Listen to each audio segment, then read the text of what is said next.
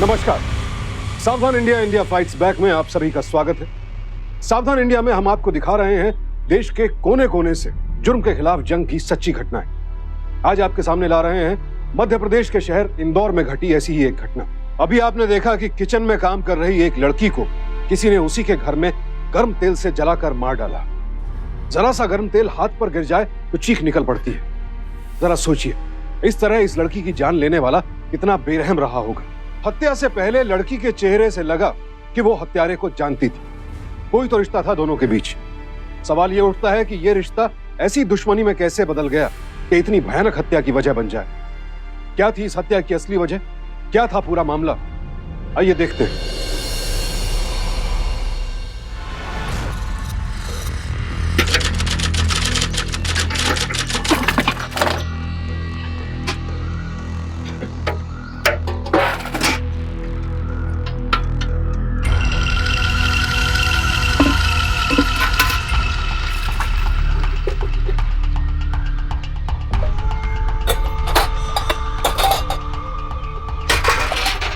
ठीक से कर मदर, बहुत शिकायत आ रही तेरी आजकल।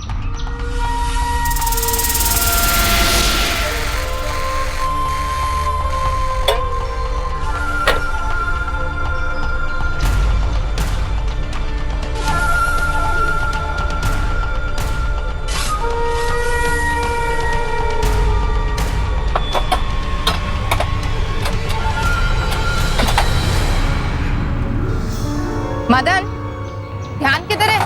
सारी सब्जियां लुढ़क रही हैं। ध्यान इधर ही तो है।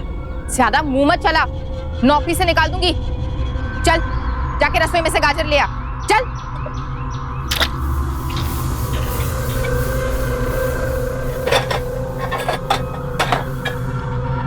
भाभी, मुझे ये मदन ना बिल्कुल ठीक नहीं लगता। हमेशा घुरता रहता है। अरे तेरे भैया के टाइम से है, इसलिए झेल रही हूँ इसे। तेरे भैया अभी जिंदा होते ना तो अरे मैं तो भूल ही गई, छौके के लिए तेल चढ़ा के आई थी। तू संभाल यहाँ।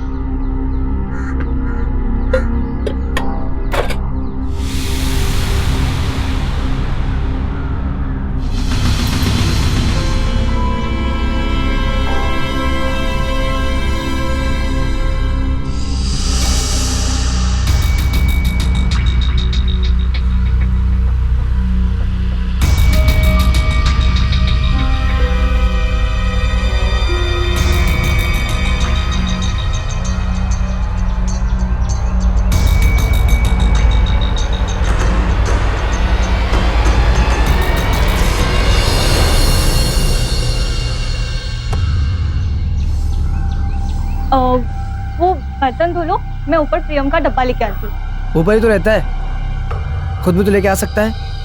उसके हाथ में मेहंदी लगी क्या? चुप कर, क्लाइंट है वो हमारा, और डब्बा लाना भी हमारा ही काम होता है।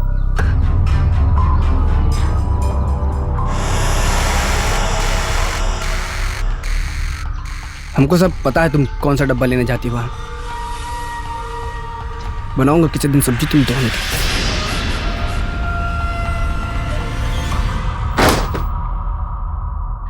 तो लो, ये नहीं, डब्बा।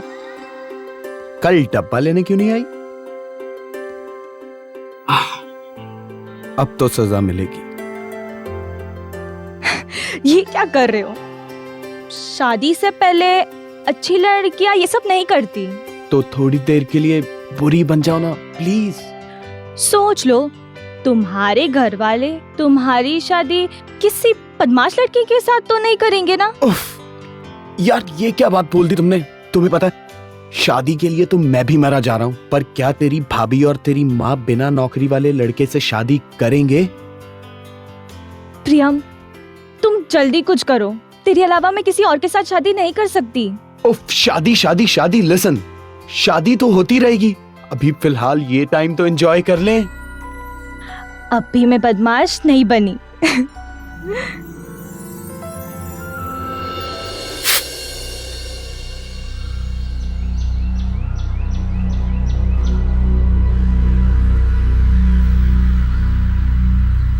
तो फिर से ऊपर गई थी। कितनी बार कहा है तुम्हारा लड़का है, न जाने कौन कब क्या बात बना दे। माँ, वो वैसा लड़का नहीं है। बस थोड़ी बहुत बातें तो करती हूँ। देख बेटा, भले उसकी नियत में खोट ना, लेकिन लोगों की निगाहों में खोट आने में वक्त नहीं लगता। बार बार ऊपर मत जाया कर, समझ गई? माँ जी आपके अकाउंट में प्रॉब्लम आ रही थी ना, ये देखिए। एक्चुअली आपके 2 क्लाइंट्स ने पेमेंट ही नहीं किए, Sharma constructions and Durga jewellery. यार, कल से हम ढूंढ रहे थे, मिल ही नहीं रहा था।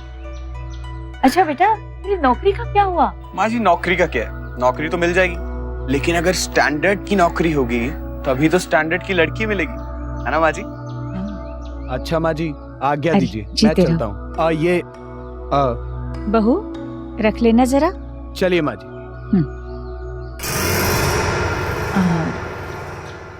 बहू, तुम्हें क्या लगता है, ये प्रियम ठीक लड़का है ना?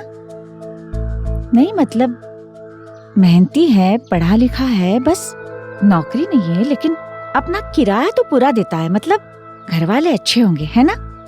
और वैसे भी मेहनती है तो नौकरी तो मिल ही जाएगी कभी ना कभी। कहो तो इसकी और अमृता की रिश्ते की बात चलाऊं? जैसा आप ठीक समझे माँ जी। बस अच्छा होता अगर उसकी नौकरी लग जाती तो। हाँ। अरे मदन। हाँ। अरे हो गया कि नहीं मसाला पीस के? अरे रुको भाई, ये भी तो जरूरी है। कब से यही सुन रही हूँ। चलो जल्दी जल्दी। माँ, आप रहने दो, मैं कर लेती हूँ, आप जाके आराम कर लो। नहीं नहीं, डब्बे भरने आराम कैसे करूँ बेटा? यानी ये भाभी को इतना टाइम क्यों लगा? ये सरकारी दफ्तर का काम है, इतना आसान तो नहीं है। देखो ना, अब 3 साल हो गए ट्रेन का एक्सीडेंट हो गया, अभी तक सरकारी मुआवजा नहीं मिला। बहू भी यही तो सोचती है ना कि थोड़ा सा पैसा हाथ में आ जाए तो हमारी घर की हालत सुधर जाए, इसलिए बेचारी दिन भर यहाँ से वहाँ, वहाँ से यहाँ भागती रहती है। और क्या। अब मैं फ्रेश होके आती हूँ। हाँ जल्दी आना बेटा, पूरा हाथ बताना।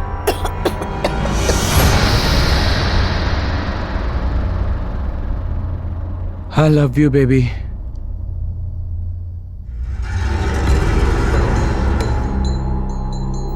I love you too जान। तुम्हारा फोन बज रहा है। मैं देखता हूँ।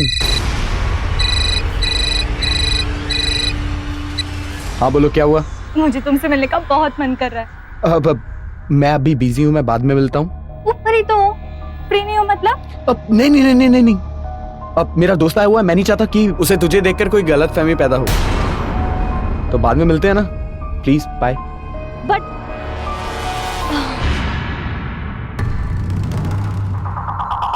कौन था? जॉब के लिए अप्लाई किया था ना, वहां से कॉल आया था।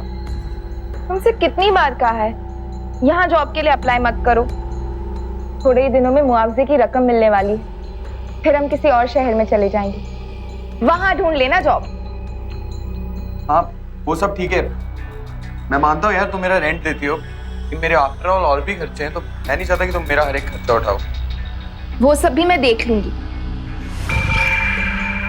ये लो तुम्हारे इस महीने के किराए के पैसे और 1000 रुपए खर्चे के लिए। तुम्हें पता नहीं, ये सब मुझे पसंद नहीं है। दुनिया की नजरों में भले ही हम अलग होंगे, लेकिन हम दोनों तो जानते हैं ना कि हम दोनों एक दूसरे के लिए बने हैं। हाँ वो सब ठीक है, लेकिन जब यहाँ से जाएंगे ना तो घर का सारा खर्चा मैं चलाऊंगा, और वैसे भी पति तो पत्नी को संभालता है ना? इंदौर के इस घर में 3 महिलाएं साथ रहती हैं। उपासना के पति समर्थ की मौत हो चुकी थी, जिसके मुआवजे के लिए अब वो सरकारी दफ्तरों के चक्कर काट रही थी। पति की मौत के बाद उपासना अपनी सास सरोज और ननद अमृता के साथ ससुराल में ही रह रही थी। ये लोग टिफिन सप्लाई करके घर खर्च चलाते थे, साथ ही घर का ऊपरी हिस्सा किराए पर भी दिया हुआ था। इनके बेरोजगार किराएदार प्रियम के अमृता के साथ प्रेम संबंध थे, और उपासना के साथ, जिसकी किसी को खबर भी नहीं। यहाँ तक कि घर की बहू उपासना प्रियम को पैसे देती थी ताकि वो उन्हें किराया दे सके। चातिर प्रियम एक ही घर की 2 औरतों को शादी का झांसा देकर उनका इस्तेमाल कर रहा था। दोनों ही उसके साथ शादी के सपने देख रही थी, अमृता समाज के सामने और उपासना उसके साथ भागकर। ये सब देखकर घर के नौकर मदन की हिम्मत भी बढ़ गई। जब रिश्तों में इतना फरेब हो तो अपराध को अंजाम लेते देर नहीं लगती। आखिर क्या होने वाला था इस घर में?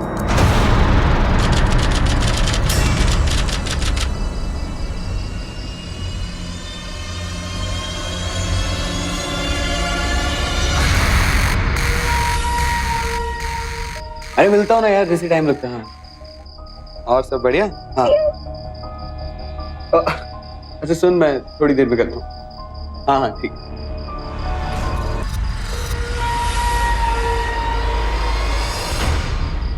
क्या बात है? अभी नौकरी नहीं मिली मुझे, तो बोनस पहले ही। ऐसे ही सोच लो। पता है माँ हमारे रिश्ते के बारे में तुमसे बात करने वाली है। Great! Serious? अरे यार ये तो बहुत अच्छी न्यूज़ है। हमारा सपना पूरा हो जाएगा यार।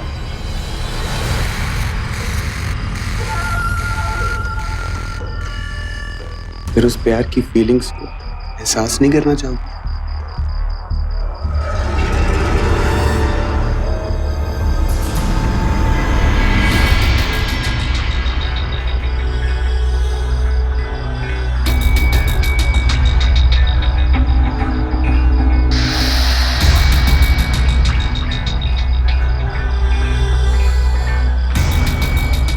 अमृता, तुम कितनी खूबसूरत हो यार। I love you Priyam. I love you too।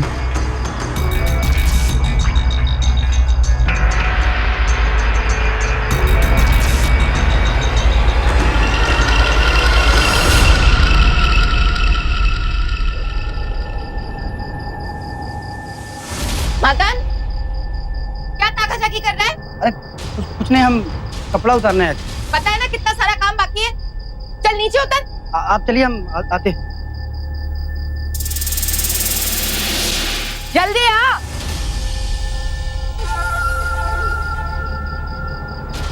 ये हमारी जान जल रही है, कपड़े की पड़ी है।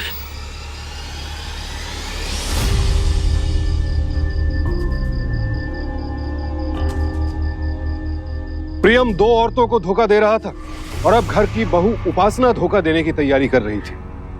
रिश्तों का ये फरेब कब तक चलने वाला था? एक ना एक दिन तो सामने आना ही था, लेकिन कब और किस रूप में ये कोई नहीं जानता था। क्या कर रही हो? बड़ी प्यारी लग रही हो यार आज। छोड़ो मुझे, माँ जी देख लेंगी। प्यार करने वाले डरते थोड़ी ना किसी से, ना? ना। अरे बहू, कहाँ रहेगी? अरे तू यहाँ क्या कर रहा है? माँ जी, मैं मंदिर जा रहा था तो सोचा कि आपको बता दूं कि आज मैं खाना नहीं खाऊंगा। मेरे लिए भी भेंट चढ़ा देना, मैं अभी पैसे लेकर आती जी हूँ। माँ जी, रुक जी। रुक रुक। जी। बड़ी प्यारी लग रही है आज, सच में कसम से। अरे कोई नहीं लगेगा। भाभी, हाँ भाभी, वो शर्मा जी के यहाँ से फोन था। वो कुछ पिछले महीने के बिल के बारे में बात कर रहे थे। मैं देखती हूँ।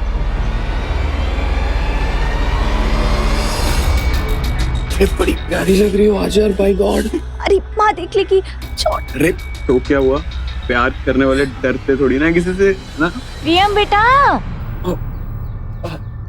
ये ले 101 रुपए हैं, मेरी तरफ से भेंट चढ़ा देना। जी जी माँ जी। हाँ, और भगवान से मन से प्रार्थना करना कि तुझे अच्छी सी नौकरी मिल जाए। जी माँ जी।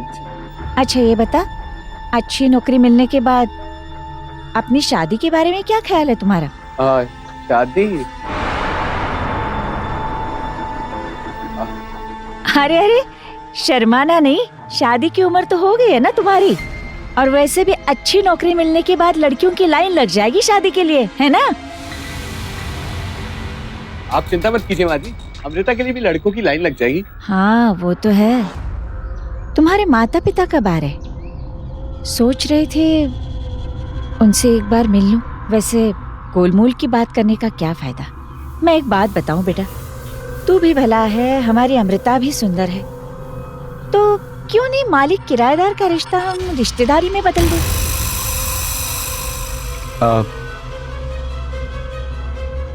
माँ जी, पहले नौकरी मिल जाए फिर बात करते हैं। हाँ अच्छा माँ जी, मुझे मंदिर जाना है, मैं चलता हूँ। चलिए। जीते रहो बेटा। अमृता की मां सरोज को तो भनक तक नहीं थी कि उनकी नाक के नीचे क्या चल रहा था। उन्हें लगा कि प्रियम उनकी बेटी के लिए एक अच्छा और सुशील लड़का है। उधर उपासना के होश उड़ गए जब माँ जी के दिल की बात इस तरह खुलकर सामने आई। अब उपासना को अपना भविष्य खतरे में नजर आ रहा था।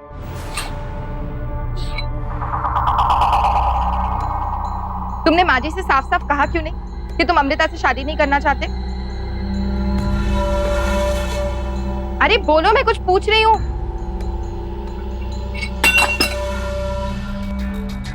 उपासना, अरे यार मैं तो खुद चाहता हूँ कि जल्दी से जल्दी तुम्हारे पैसे आ जाएं और हम यहाँ से निकलें। सच? उपासना, मैं सिर्फ तुमसे प्यार करता हूँ।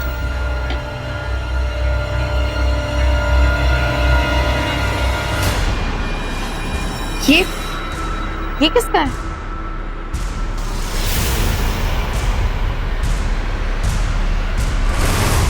तुम्हारा ही होगा। अच्छा, लगता है पिछली बार भूल गई होंगी। आज से अमृता का यहाँ आना जाना बंद। तुम्हारा डब्बा लेकर मदन आएगा। क्यों? तुम नहीं आओगी? मौका मिलेगा तो आ जाऊंगी। पक्का? हाँ। प्रॉमिस? अब जाने दो।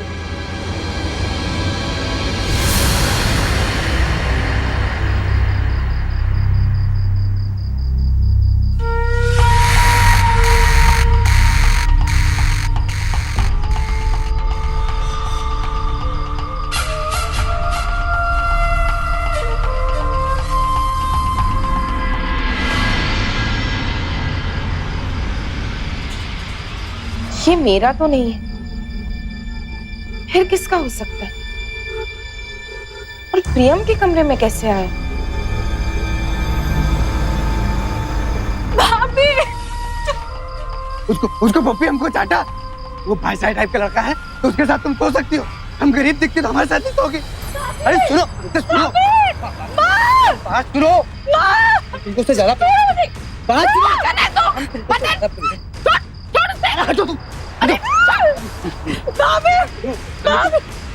सुनो। हम उससे ज्यादा प्रेम करते तुमको।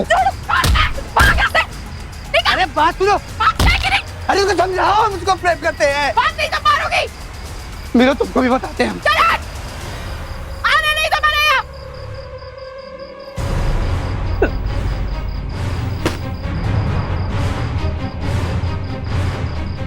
क्या हुआ? क्यों चिल्ला रही थी? वो मैं कचरा फेंकने बाहर गई थी। बाप पता थे मेरे साथ जबरदस्ती करने की कोशिश की। क्या? मैं देखता हूँ उसको, उसकी इतनी हिम्मत। मैंने उसे भगा दिया है, डंडे मार मार के भगा दिया है। अब दोबारा उसे फटकने मत दीजिएगा यहाँ। बहुत नीच आदमी है वो। कुछ नहीं हुआ अमृता, कुछ नहीं हुआ। चल बेटा, कुछ नहीं हुआ। अच्छा रात अच्छा।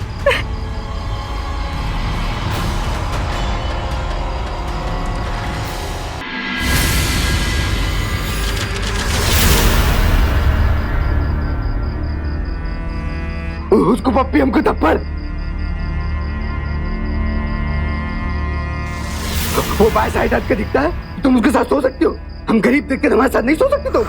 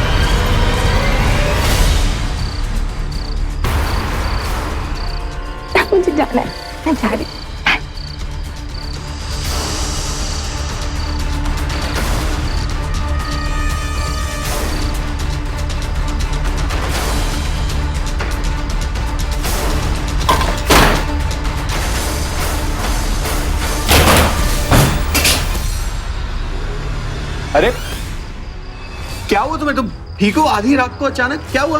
मैं तुम्हें ये बताने आई हूँ कि अगर कोई गलत काम करना है तो दरवाजा बंद करके किया जाता है। मतलब ये कि मैंने अपनी आंखों से देखा है कि तुम भाभी के साथ गुलछने उड़ा रहे थे। मेरी बात सुनो, रिलैक्स। क्या हो गया तुम्हें? अरे मासूम बनने की कोशिश मत करो। तो मैंने अपनी आंखों से देखा है। धोखेबाज, मैं वहां से जाके सब कह दूंगी। देखना तुम। मेरी बात सुनो अमृता, अमृता मेरी बात सुनो। Oh no!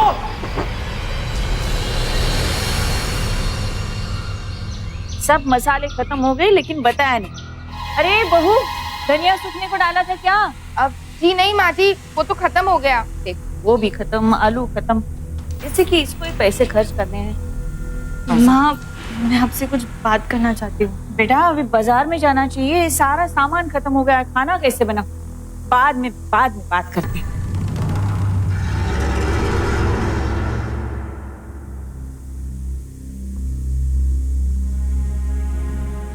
कैसी है अब तू? चिंता मत कर, देखना वो मदन का बच्चा अब कभी तुझे परेशान नहीं करेगा। ऐसा सबक सिखाया उसे। शर्म नहीं आई तुम्हें? जिसके साथ मेरी शादी होने वाली है उसके साथ नाजायज रिश्ता रखते हुए शर्म नहीं आई तुम्हें? ये क्या बक रही है तू? सही बोल रही हूँ। कल रात को देखा मैंने तुम्हें उसके कमरे से बाहर निकलते हुए। देख अमृता, जो तू सोच रही है ना, ऐसा कुछ नहीं है। ऐसा ही है। तुम्हें पता है ना मैं उससे कितना प्यार करती हूँ, फिर भी तुमने ऐसा किया। मुझे पता है तुमने ही उसे मजबूर किया होगा ये सब करने के लिए।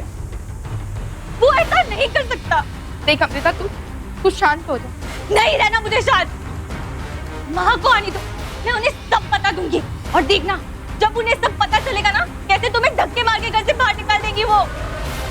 और फिर मैं और प्रिया, हम दोनों हमेशा के लिए एक हो जाएंगे।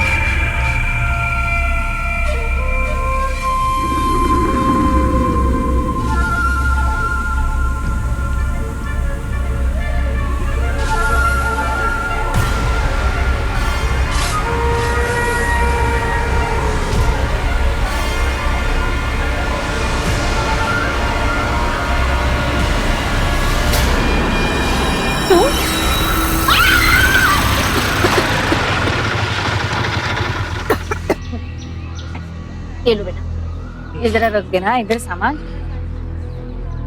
अमृता, जरा सामान लेना बेटा, यहाँ रख देना। अमृता, सामान है बाहर, आजा जल्दी। अमृता, अमृता, अमृता, अमृता, अरे क्या हुआ मेरी बच्ची को? अमृता, अरे कोई है? अमृता, अमृता, अमृता, अमृता,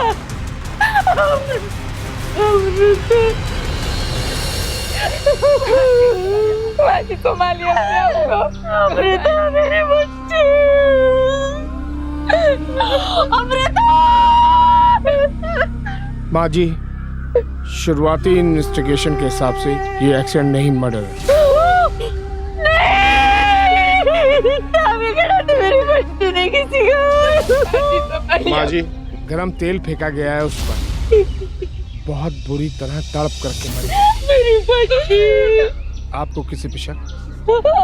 इंस्पेक्टर साहब, मदन नाम का एक आदमी हमारे यहाँ काम करता था। उसने कल अमृता के साथ बदतमीजी भी की थी।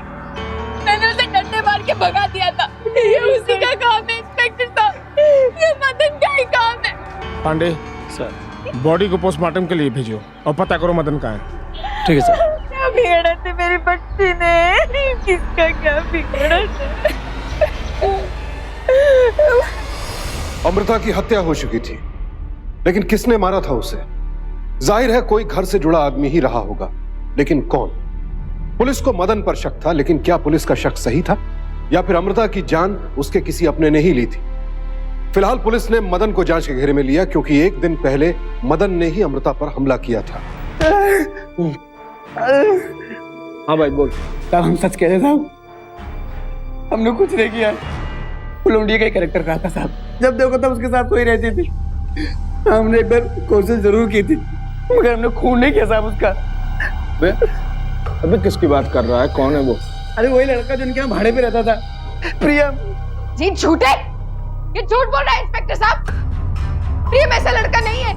ये आपको गुमराह करने की कोशिश कर रहा है। झूठ नहीं बोल रहा, सच कह रहा है। अरे चुप कर, तू कभी सच कह सकता है क्या? मैडम जी, प्रियम जो है शक के घेरे में।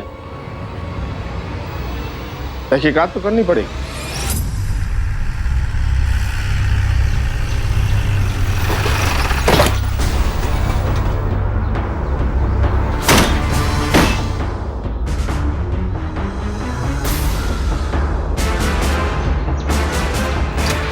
सर यहाँ पे ताला लगा हुआ है। दरवाजा तोड़।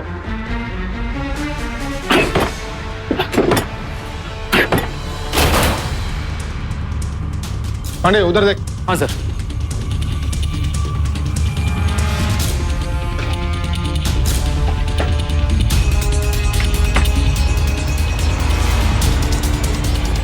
साहब अंदर कोई नहीं है। पंछी उड़ गया पांडे। तुम ऐसा करो कि अपने आदमी को रेलवे स्टेशन और बस स्टॉप पे लगा दो। वो आदमी मुझे किसी भी हालत में चाहिए। सर मैं अपने घर जा रहा था सर, मुझे यहाँ पकड़ के क्यों लाया गया? मैंने कुछ नहीं किया है। तो भाग क्यों गया? सर भाग नहीं रहा था मैं किसी जरूरी काम से घर जा रहा था कि ये लोग मुझे यहाँ पकड़ के ले आए, जबकि मैंने कुछ नहीं किया है। तेरा अमिता के साथ नाजायज संबंध था, उसका इस्तेमाल कर रहा था तू। जब आज शादी तक पहुंची तो तू डर गया, अकेला देख करके उसका मर्डर कर दिया, फिर भाग गया। सर मैंने ऐसा कुछ नहीं किया है। क्यों किया तूने ऐसा? मेरी बेटी की यही गलती थी ना कि वो तुझसे प्यार करती थी, तो क्यों किया ऐसे? क्यों किया? बोल क्यों किया ऐसे? बोल। इंस्पेक्टर साहब ले जाइए इसे, फांसी चढ़ा दीजिए इसे। झूठ बोल रहा है, झूठ बोल रहा है। सर मैंने ऐसा कुछ नहीं किया। पांडे रिमांड ले। सर मैंने कुछ नहीं किया, लेकिन अरे सर मेरी बात सुनिए, मैंने कुछ नहीं किया। मैं सच कह रहा हूँ, मैंने कुछ नहीं किया।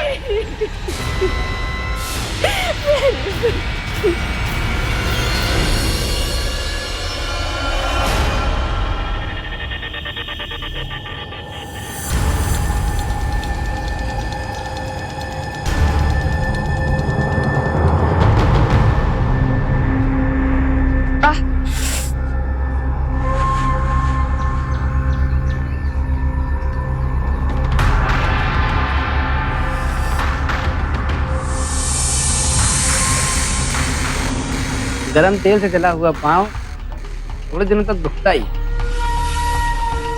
और भाभी जी मरहम वरहम लगाई कि नहीं? क्या बकवास कर रहा है तू? भाभी जी हम बकवास आदमी जरूर हैं, लेकिन बकवास करते नहीं। लेकिन तुम्हारा पैर देखे कोई भी डॉक्टर बता देगा कि ये पैर गरम तेल से जला है। मतलब कैसे जलाई? और वो भी तो तेल से जली थी, है ना? अब थी ना वहाँ पे। तू झूठ मत बोल, तू कभी ये साबित नहीं कर सकता। अरे गरीब की बुद्धि कभी कभी काम कर जाती है भाभी जी। ये देखिए देखिए देखिए,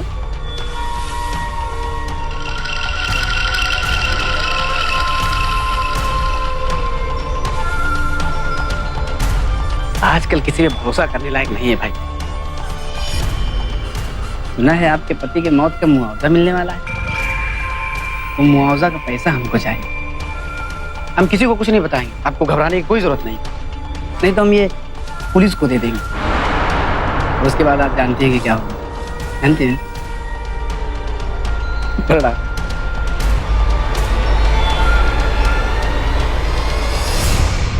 वैसे तो मध्य प्रदेश की राजधानी भोपाल है, लेकिन आर्थिक राजधानी इंदौर को ही माना जाता है। इंदौर एक खूबसूरत शहर जहां महाराष्ट्र, राजस्थान, गुजरात और मालवा की संस्कृतियों का समन्वय देखने को मिलता है। लेकिन इंदौर में जहां हर क्षेत्र में विकास हुआ है, वहीं अपराध भी बढ़ा है। सन 2011 में इंदौर में कुल 14,251 आपराधिक मामले दर्ज हुए थे और 2012 में यह संख्या हो गई 16,526, यानी तकरीबन 16% की वृद्धि। और 2012 में दर्ज आपराधिक मामलों में 83 केसेस कत्ल के थे और 133 अटेम्प्ट टू मर्डर थे। ऐसे अपराधों के बढ़ने की सबसे बड़ी वजह है नैतिक मूल्यों में गिरावट और शॉर्टकट के जरिए अपनी लालसाओं को पूरा करने की कोशिश। उपासना ने भी प्रियम से शादी करने के लिए अपनी ननद अमृता को रास्ते से हटा दिया। लेकिन आखिर क्राइम करके कोई कितनी दूर भाग सकता है? उपासना को उसके नौकर मदन ने हत्या करते हुए देख लिया था और अब वो उसे ब्लैकमेल कर रहा था। क्या करेगी उपासना? क्या वो मदन की शर्त मान लेगी? क्या उपासना का अपराध कभी सबके सामने आ सकेगा? और जो कुछ पाने के लिए उपासना ने यह सब किया था, क्या वो उसे हासिल हो पाएगा? इन सवालों के जवाब जल्द ही मिलने वाले थे।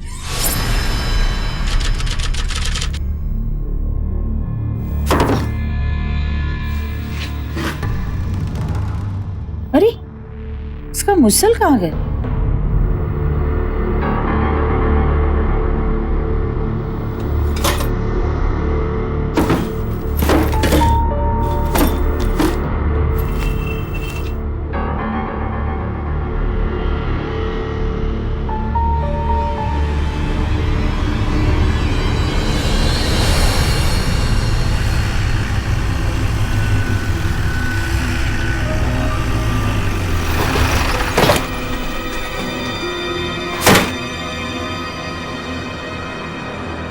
क्या हुआ इंस्पेक्टर साहब? आज सुबह किसी ने मदन का खून कर दिया।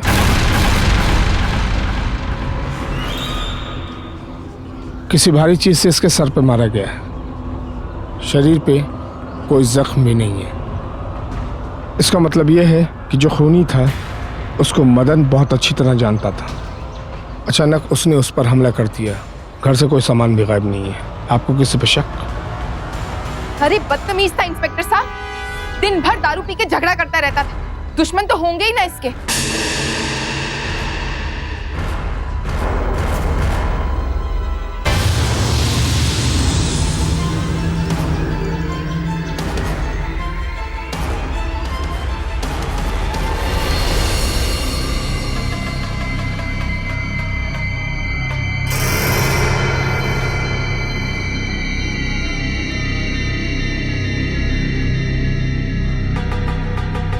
अरे कितनी गहरी चोट है, बताया नहीं? कुछ नहीं हुआ माँ जी। ऐसे कैसे? देखने दे, डॉक्टर के पास चलना पड़ेगा। मैं अपना ख्याल खुद रख सकती हूँ माँ जी।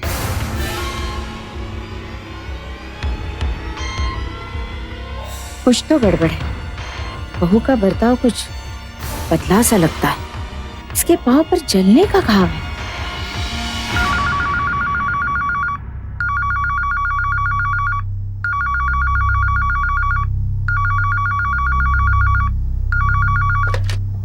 हेलो, हाँ शर्मा जी। अरे बिल तो बन चुका है आपका, उपासना ने दिया नहीं अभी तक। हाँ, अच्छा मैं पूछती हूँ, एक मिनट। अरे बहू, बहू कहाँ हो? शर्मा जी का फोन है। बहू कहाँ गई है? हेलो शर्मा जी, मैं 2 मिनट में आपको फोन करती हूँ। हाँ हाँ हाँ, मैं करती हूँ। बहू कहाँ हो? शर्मा जी का फोन आया है बिल के। कहाँ रखा है बिल?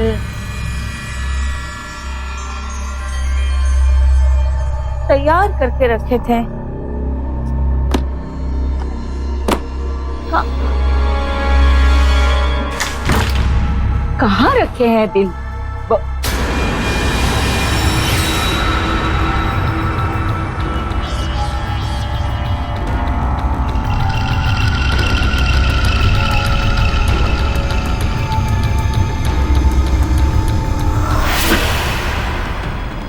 अरे इसका मुसल कहाँ गया?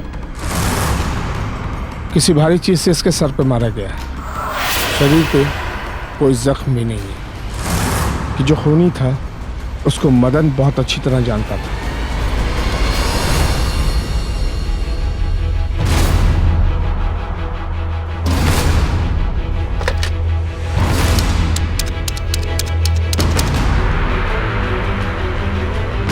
Hello, police station.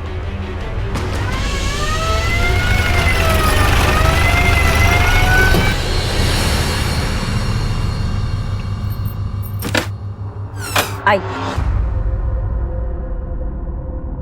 अरे इंस्पेक्टर साहब, क्या हुआ? यही है, किसी ने मेरी बेटी को और मदन को मारा। क्या? गिरफ्तार कर लीजिए इसे। ये आप क्या कह रही है माँ जी? आपको जो कुछ भी कहना है पुलिस स्टेशन चल करके बोलिए। ले चलो इसे। नहीं नहीं, मैंने कुछ नहीं किया। माँ जी छोड़ो मुझे।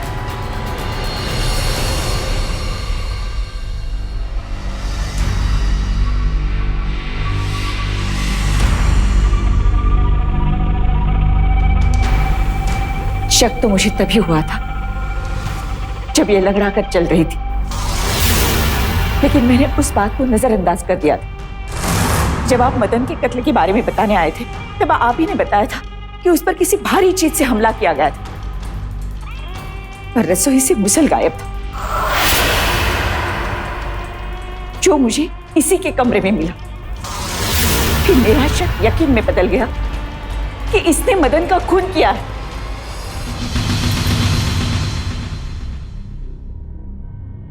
जो हमें बताया है वो मैडम को भी बताओ। सर ये बात सच है कि मैं उपासना के साथ भी रिलेशन में था। जब माँ जी ने मुझसे अमृता के रिश्ते के बारे में जिक्र किया तो उसके बाद उपासना बहुत अजीब सी हो गई थी। सर फिर अमृता को भी मेरे और उपासना के रिलेशन के बारे में पता चल गया। मैं समझ गया था कि अब मुझे अपने शहर वापस लौट जाना चाहिए। उसके बाद फिर मैंने अपने ट्रैवल एजेंट को कॉल किया। आप गुप्ता ट्रैवल? जी जी, मैं प्रियम जायसवाल बोल रहा हूँ। मुझे मधुबन की एक टिकट चाहिए। मैं सच कह रहा हूँ सर, मैंने अमृता को नहीं मारा। उपासना जी अब सच बता ही दीजिए, नहीं तो हमें डॉक्टर को बुलाना पड़ेगा। वो बताएगा कि आपका पैर कैसे चला। हाँ हाँ, मैंने ही मारा अमृता को। मेरे पति के मौत के बाद मुझे जीने का सहारा मिला प्रियम की शक्ल में, लेकिन उस अमृता ने उसे भी मुझसे छीनना चाहा। उस दिन जब अमृता का हेयर क्लिप मुझे प्रियम के कमरे से मिला तो मुझे लगा कुछ गड़बड़ है। मैं अमृता से पूछना चाहती थी कि उसका क्लिप वहां कैसे आया। मैं उससे पूछने के लिए जा ही रही थी, लेकिन अचानक मुझे उसके चीखने की आवाज आई। मैं बाहर देखने के लिए गई तो वहां मैंने मदन को ये कहते हुए सुना, जब तू प्रियम के साथ सो सकती है तो मेरे साथ क्यों नहीं? उसको पप्पी हमको चाटा। वो भाई साहब टाइप का लड़का है तो उसके साथ तुम सो सकती हो। हम गरीब दिखते तो हमारे साथ नहीं सोगे। मुझे तन बदन में आग लग गई। नफरत तो तभी से पनप गई और उसी रात अमृता ने मुझे और प्रियम को साथ देख लिया था। अगले दिन वो मुझे धमकी देने लगी कि माँ जी को सब कुछ बता देगी। मेरे पास और कोई रास्ता नहीं था अमृता को हमेशा के लिए खामोश करने के अलावा, इसलिए मैंने मार दिया उसे। शक तो वैसे भी मदन पे जाने ही वाला था। सब कुछ ठीक ही जा रहा था, लेकिन मुझे क्या पता था कि वो मदन भी वहां मौजूद था। उसने कत्ल करते वक्त मेरा वीडियो निकाल लिया अपने फोन पर। तुम? और मुझे धमकी देने लगा। चुप रहने के बदले मुआवजे की सारी रकम मांग रहा था वो। देखिए देखिए, सुना है आपके पति के मौत का मुआवजा मिलने वाला है। वो मुआवजा का पैसा हमको चाहिए। एक तो रकम ही तो मेरी जिंदगी का सहारा है। इसलिए मैंने उसे भी मार डाला।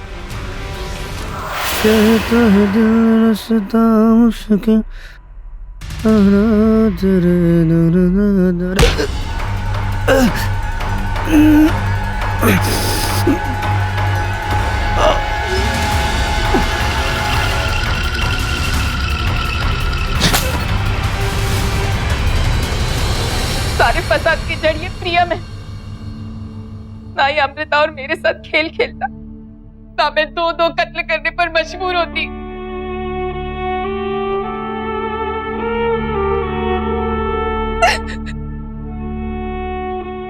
मैं समझती थी तेरी बहू देवी है, लेकिन तू तो चरित्रहीन होने के साथ साथ कातिल भी निकली। तू है तुझ पर तू। उपासना को अपने प्रेमी प्रियम से संबंध बनाने वाली ननद अमृता से नाराजगी थी और प्रियम को खोने का डर था, इसलिए उसने अमृता को रास्ते से ही हटा दी। लेकिन ऐसा करते हुए उसने एक पल के लिए भी ये नहीं सोचा कि दरअसल धोखा उसे अमृता नहीं प्रियम दे रहा था, और ऐसा व्यक्ति तो उसे भविष्य में भी धोखा ही देता। पति की मौत के बाद उपासना को एक साथी की जरूरत थी, लेकिन उसे इस तरह से हासिल करना सरासर गलत था। बहरहाल आपराधिक मानसिकता वाले लोग हर चीज अपराध के जरिए ही हासिल करना चाहते हैं, इसीलिए उपासना ने ब्लैकमेलर नौकर मदन को भी रास्ते से हटाने के लिए हत्या का रास्ता ही चुना। उपासना को आईपीसी के सेक्शन 302 के तहत 14 साल कैदे बामुशक्कत की सजा सुनाई गई। आज वो जेल में, उसके पास कुछ भी नहीं, न पैसा, न प्यार, न भविष्य, न रिश्ते। ये तो थी घर के अंदर हुए अपराध की घटना, लेकिन अपराध कहीं भी कभी भी वार कर सकता है, मगर सावधान रहकर आप शिकार होने से बच सकते हैं। आज हमने आपको दिखाई मध्य प्रदेश के शहर इंदौर की घटना, तो देखते रहिए सावधान इंडिया, जिसमें हम आपको रूबरू करवा रहे हैं देश के कोने कोने में घटी अपराध की सच्ची घटनाओं से। सावधान रहें, सतर्क रहें, सुरक्षित रहें। इसी प्रार्थना के साथ अब मैं सुशांत सिंह आपसे विदा लेता हूं। देखते रहें सावधान इंडिया, इंडिया फाइट्स बैक।